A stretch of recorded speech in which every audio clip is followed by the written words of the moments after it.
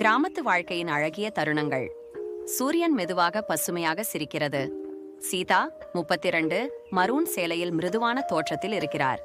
மியா 8 குறுகிய கருப்பு கூந்தல் பிக்டெயில்களில் லாவெண்டர் நிற உடையில் அம்மாவுடன் அமைதியாக பேசிக் கொண்டிருக்கிறது. அருகில் பசுமையான பூக்கள் அசைகின்றன. அம்மா, இன்னைக்கு சந்தைக்கு போவோமா? ஆமாம், முன்னாடி நாங்கள் சாப்பிடுவோம், அப்புறம் போகுவோம்.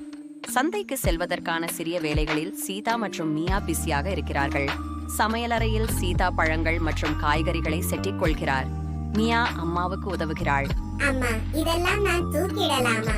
சும்மா இருக்க மியா, எடுத்து விடுறேன். சந்தைக்கு செல்லும் பாதையில் சித்திரவிதமான கிராமம்.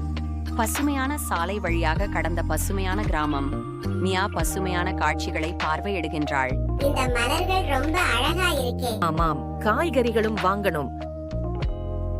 மியா ஒரு கைவினை பொருள் கடையில் கவர்ந்திழுக்கப்படுகிறாள். நிறமயமான கைவினை பொருட்கள் நிறைந்த ஒரு கடை. மியா தொட்டி ஒன்றை பார்த்து மகிழ்ந்து கை வைத்து பார்த்துக் கொள்கிறாள். அம்மா, இதை வாங்கலாமா? நாளைக்கு நாம் தேவையான பொருள்களுக்காகவே பார்த்துக் கொள்வோம். குளம் அருகே மியா மற்றும் அவரது நண்பர்கள் விளையாடுகிறார்கள்.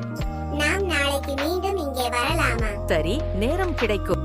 சீதா மற்றும் மியா மாலை சமையல் வேலைகளில் பிஸியாக இருக்கிறார்கள். சமையலறையில் சீதா தோசை மாவை சிறப்பாக செய்து வருகிறது. மியா மாவை கொண்டு சிறிய உருண்டையை செய்து மகிழ்ச்சி அடைகின்றாள். அம்மா, இதை நன்றாக செய்கிறேன் பாருங்க. சரி, நிச்சயமாக சாப்பிட்டு பார்ப்போம். வீடு திரும்பும் போதெல்லாம் மகிழ்ச்சியாக உள்ளது. அம்மா, நாளைய சந்தைக்கு போவோமா? ஆமாம், போகுவோம். கிராம பாதை அமைதியான சூழலில் வலம் வருகிறது. சீதா மியாவை கையை பிடித்து நடந்து செல்கிறார்.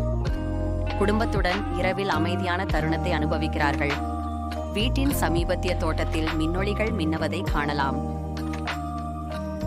காலை நேரத்தில் கோவிலுக்கு சென்று வழிபடுகிறார்கள்.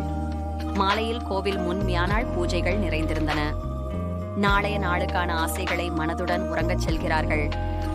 மியா மெதுவாக அம்மாவின் அமலின் மீது தூங்குகிறாள். இது ஒரு அழகிய கிராம கதையாக இருந்தது. அடுத்த கதையில சந்திக்கலாம். நன்றி.